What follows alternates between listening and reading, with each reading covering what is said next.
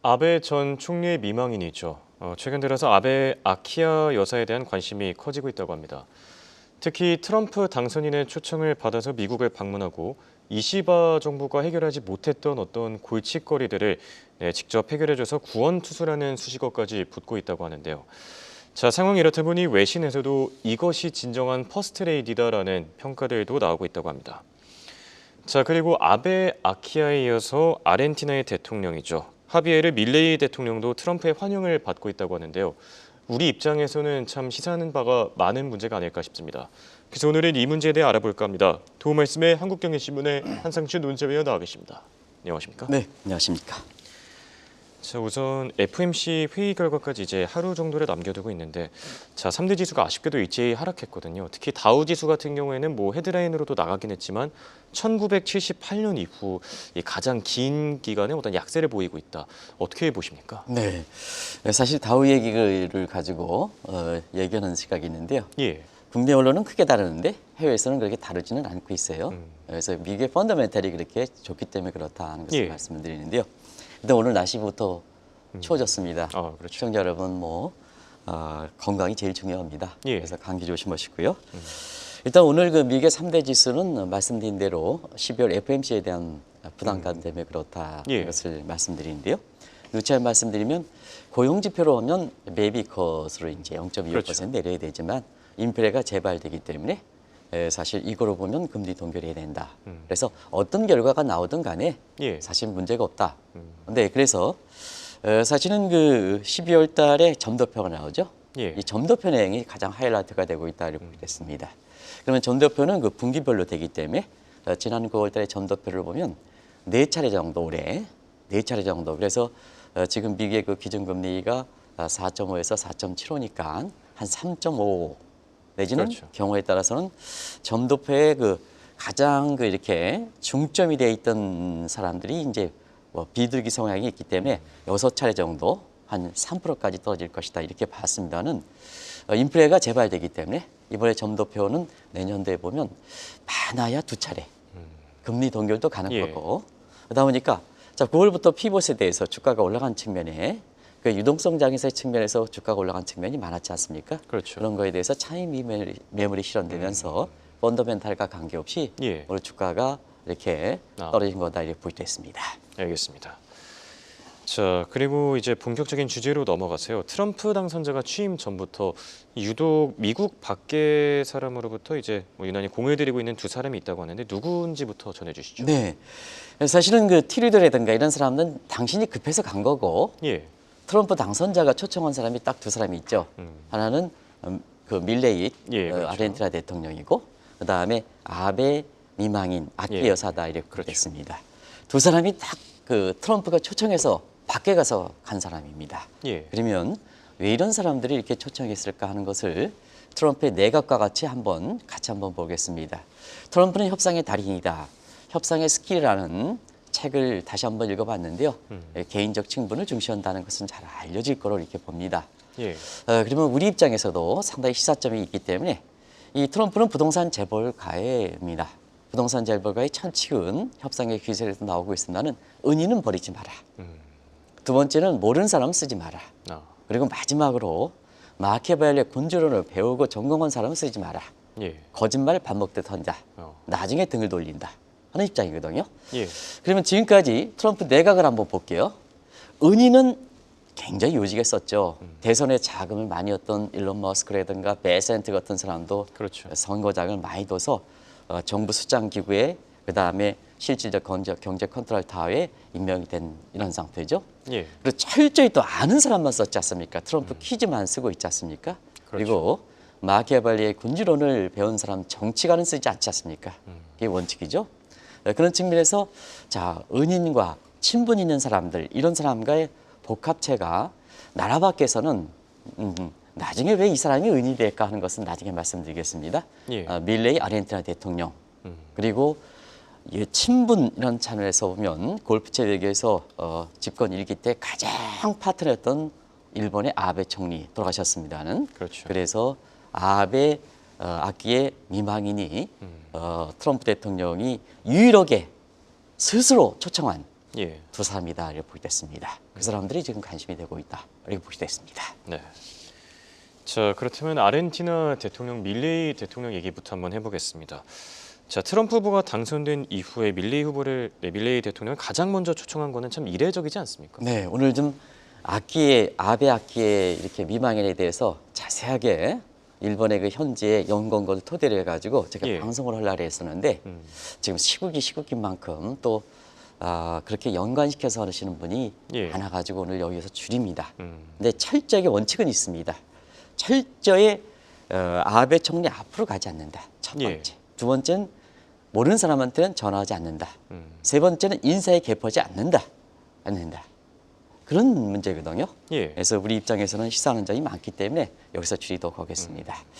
자, 오늘 그 전 세계에서 또 하나 깜짝 놀란 소식이 아르헨티나의 3분기 성장률이 3.9% 플러스 나왔습니다. 마이너스가 아니라. 예. 이게 전 세계에 관심이 되고 있다. 공교롭게도 트럼프 대통령이 초청한 사람이라 사실 이것도 아베 아키와 함께 전 세계적으로 관심이 되고 있는데요. 예. 자, 경제 성장이 이렇게 빨리 나오느냐?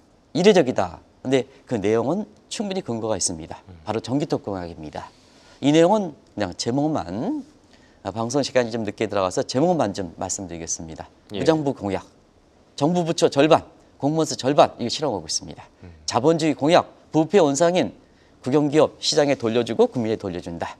살인적 인플레 대책, 아르헨티나 상징은 뭐 인플레죠. 그렇죠. 그래서 폐사 폐지 이런 걸 통해서 인플레 대책을 강구하겠다. 근데 폐사 폐지는 안 했습니다. 다른 측면에서 공급망 부분에서 이렇게 농산물 가격이 이례적으로 있잖아요. 풍작이 돼서 안정이 되고 원유라든가 이런 거 개발 통해서 1차 에너지 안정을 통해서 인플레 대책을 성공하고 있습니다. 나중에 좀 말씀드리겠습니다. 예. 그리고 중앙은행 축소, 폐지, 그리고 법정통화 폐소 폐지, 미개 통화인 달러를 들어오겠다. 법정통화만 달러라이제이션이죠. 이런 예. 쪽에 이제 개혁의 네 가지다 이렇게 보겠습니다. 그리고 또 한 가지는 개혁은 강할수록 초기가 중요하다. 지금 트럼프 정부 입장에서도 비서실장이 개혁은 초기에 집행하는 것이 옳다. 왈스 여사 예. 아시죠? 그래서 초기가 중요하다 하는 측면에서 대부분 이것을 실행에 옮기고 있습니다.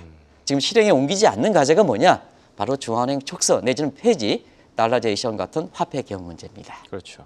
그래서 대부분 실행하는 이런 단계거든요. 개혁은 초기가 중요하다. 미직면 안 된다. 초기가 중요하다. 그런 측면에서 아마 나중에 트럼프의 경제정책에 해당되는 프로젝트 2025 계획과 너무나 유사합니다. 예. 그 내용도 같이 비교드리겠습니다. 그게 지금의 아르헨티나의 정부다. 전 세계에 화제를 끌고 있다 이렇게 됐습니다. 네. 자, 시기적으로 보면은 밀레이 정부가 출범한 지 1년 정도가 됐습니다. 자, 그렇기 때문에 아직부터 벌써 성과를 따지기엔 좀 이른 감이 있는 것 같은데요. 그럼에도 불구하고 성과 자체는 아주 뛰어나지 않습니까? 왜 전 세계적으로 주목받느냐? 정말로 개혁이 강한데도 불구하고 개혁의 저항 세력 때문에 이렇게 성장률이든가 이런 측면에서 늦게 나타나거든요. 이게 예. 유명한 제이콥 이펙트입니다. 그럼에도 불구하고 아르헨티나 같은 경우는 굉장히 경제 성과가 좋다. 그래서 말씀드리겠습니다. 자, 아르헨티나 대표 지수 메르발 지수죠. 올해 들어서 175%입니다. 이게 대표 지수가 올라간 겁니다. 특정 종목이 올라간 게 아니고 그래서 대표 지수가 세계 최고 상승률입니다. 우리는 지금 코스피의 달러 지수가 마이너스 18%입니다. 아르헨티나는 175%입니다. 그렇죠. 살인적 인플레 대책 아르헨티나는 공식적으로 전월비 대비입니다. 예. 2.4%까지 떨어졌습니다. 정말로 많이 떨어졌죠. 그렇죠. 그다음에 재정적자 국가 부채 문제는 워낙 이 문제가 컸기 때문에 사실 이게 정부 통제 범위에 들어올까 하는 측면에서 정부기관 절반 축소, 공무원 절반 축소니까 재정적자 그다음에 국가적인 개선되죠. 예. 그래서 이게 정부 통제권에 들어왔습니다. 그러면요. 그리고 또 한 가지 관심이 되는 것은 오늘 바로 아르헨티나 3분기 성장률이 나왔습니다. 사실 아르헨티나 3분기 성장률이 무려 플러스 3.9%입니다. 한국의 성장률 3분기에 플러스 0.1%뿐이 지천하지 않습니다. 이게 고질병인 디폴트 위험에 명기는 아르헨티나의 경제 성장률입니다. 그래서 원래는 개혁의 제이콥 이펙트 때문에 올해는 마이너스 성장률이 불가피하지 않느냐. 분기별로도 마찬가지로. 근데 플러스 0.9, 3.9% 나왔습니다. 예. 내년은 어떨까? 내년에는 5% 이상 갑니다. 그러면 우리 입장에서는 내년의 성장률이 1%대로 떨어진다. 그러니까 1 시어크다. 중남미의 상징이 아르헨티나다. 그게 우리나라에 지금 우려되는 상황이거든요. 그런 측면에서 보면 지금 아르헨티나의 이 문제를 다루지 않고 있습니다는 아르헨티나의 지금 이렇게 성장률이 이렇게 올라가고 메르발 정부라든가 이런 지수라든가 이런 게 175% 상승하는 이런 문제는 지금 경제 살리기에 고심하는 여야 그다음에 정부가 대통령이 없는 정부 입장에서도 많은 시사점을 던져주지 않겠느냐 하는 측면입니다. 이 내용을 속속들이 우리가 좀 아실 필요가 있지 않냐 하는 생각이 듭니다. 알겠습니다.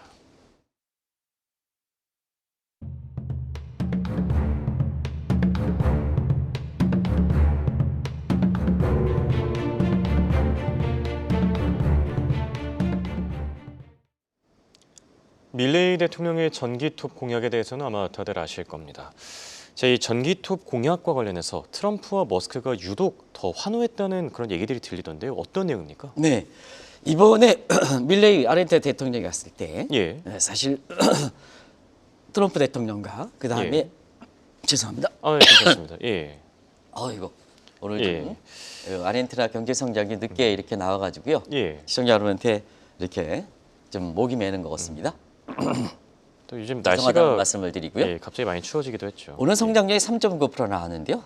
사실 이 밀레이 정부는 작년 1년 전서 추진했던 전기톱 공약이 상징이 좀 적어지만 트럼프 정부의 내년도에 추진할 프로젝트 2022 계획에 미리 추진한 면적이 강합니다. 예. 그렇기 때문에 그 내용을 한번 프로젝트 2022 계획과 앞서 말씀드렸던 전기톱 공약과 대비시켜서 왜 트럼프 정부와 그 다음에 일론 머스크가 대환영을 했을까 하는 것을 보겠습니다. 앞서 말씀드린 같이 무정부 공약이라고 했죠. 이건 작은 정부 구상입니다. 이 프로젝트 2022에게. 자, 정부 연방정부 축소하겠다 그러죠. 정부 효율기구가 지금 추진하는 거 아니겠습니까? 그렇죠. 나질에서 머스크가 수장을 하고 있는 그리고 공무원수 대폭 축소 동일하죠. 시장경제 공약, 부정부패 원상에는 국방부라든가 이거 국민에게 돌려주겠다. 국영비만 돌려주겠다. 예. 그래서 뭐냐 시장 경제를 활성화하기 위해서 규제 완화라든가 그 다음에 조세 감면을 추진하겠다. 거의 내용이 유사합니다. 인플레 대책.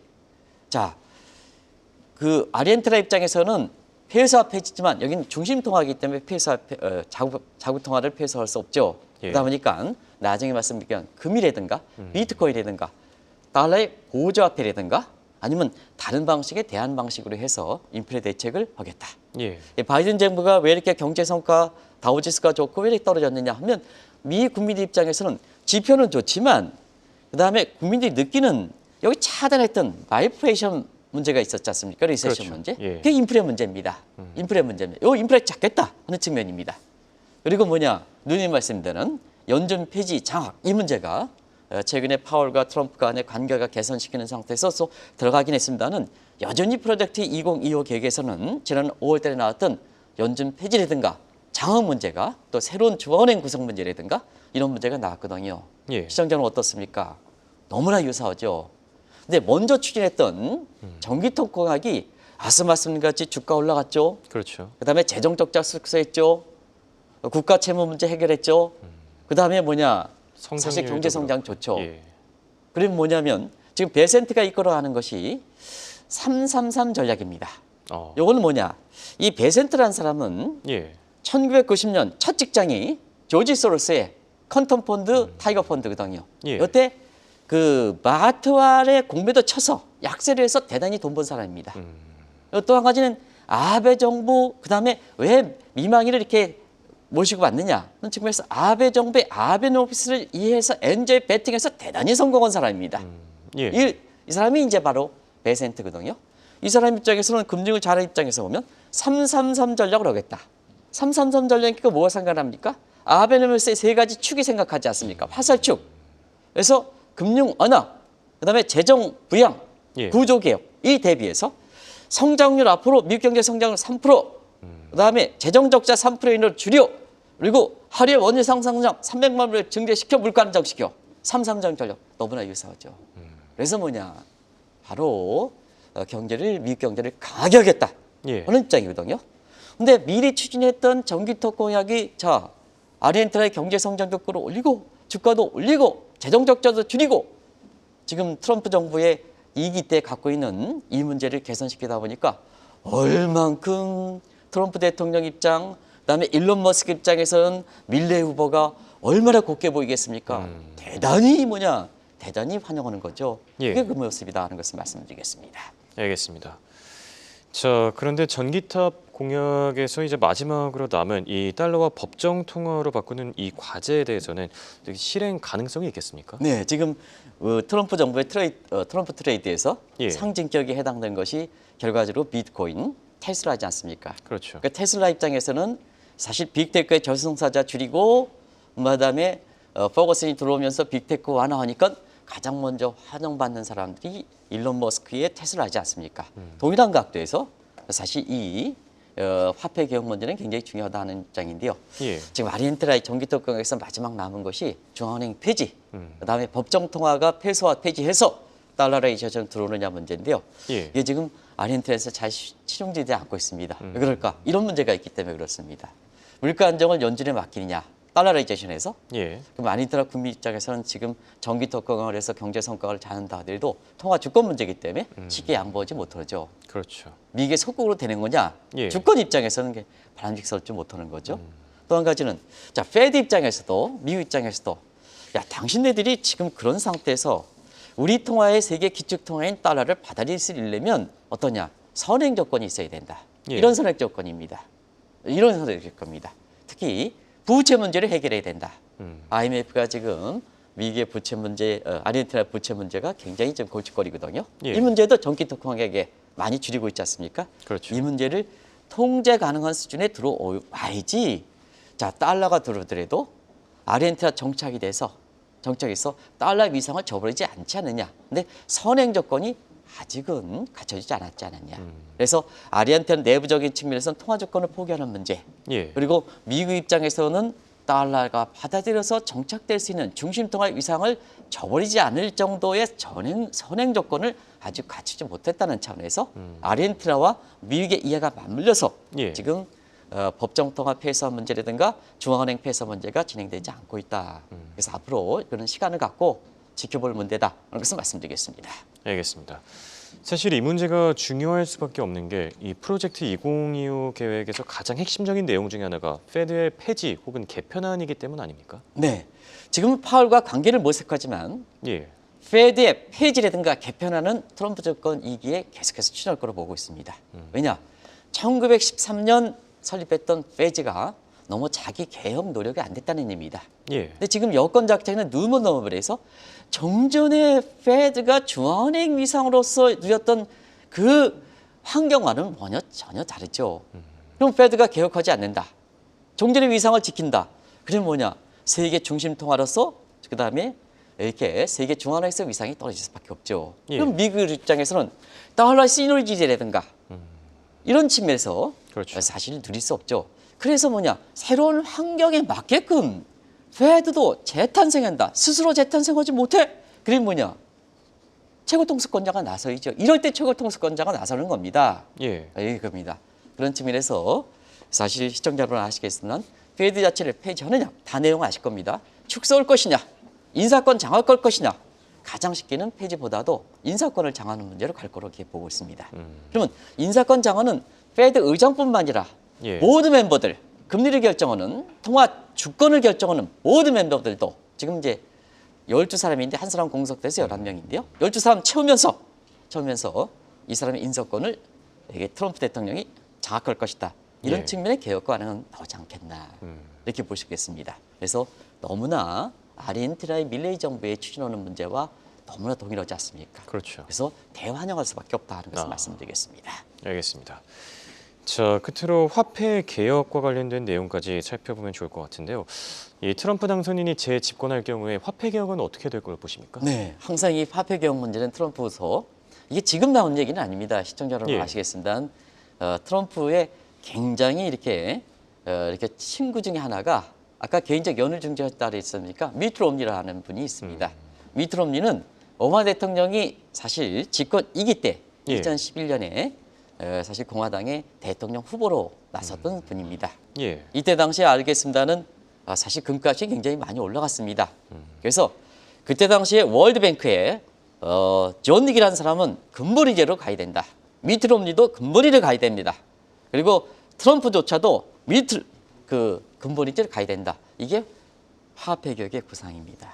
예. 그래서 최근에 트럼프 트레이드에 보면 주식적인 측면에서 이렇게 보면 지금 테슬라도 오늘도 올랐고 엔비디아가 지난 그 7월 달에 차익 실현해달라 해서 엔비디아가 그때 뜨거운 열기를 볼 때는 그때 문매를 제가 맞았습니다는 지금 엔비디아는 굉장히 주가가 안 좋지 않습니까? 그렇죠. 그러면 지금 트럼프 트레이드의 주식적인 측면을 제외하고 자 달러 강세, 디지털 달러는 비트코인 강세, 그리고 금값도 대체로 강깝지 않습니까? 이게 트럼프 트레이드 문제거든요. 그래서 근본이제, 비트코인 문제, 그다음에 달러 문제, 스트롱 달러와 그다음에 비트코인 강세 이런 문제 더 연부돼 있다. 이 문제는 내일 한번 제가 비트코인에서 그 루미스 버베인 통해서 100만 개 이상 비트코인을 이렇게 끌어올리는 문제. 예. 그리고 어떻게 하면 비트코인을 전략 자산으로 비춰갈 것이냐. 그 전략 자산의 구성 내역을 어떻게 바꿀 것이냐. 원유에서 지금 원유 가격은 떨어지니까 원유에서 비트코인을 바꿀 것이냐. 그렇죠. 계획들이 다 나와 있거든요. 그래서 비트코인 요새 관심이 많습니다는 내일 한번 이 문제를 자세하게 법을 뜯어서 100만 개 이상 어떻게 끌어올 것이냐 하는 것을 말씀을 드리도록 하겠습니다. 알겠습니다. 내일 내용도 기대해 보도록 하겠습니다. 지금까지 도움 말씀의 한국경제신문의 한상준 논설위원이었습니다. 대단히 고맙습니다. 네, 고맙습니다.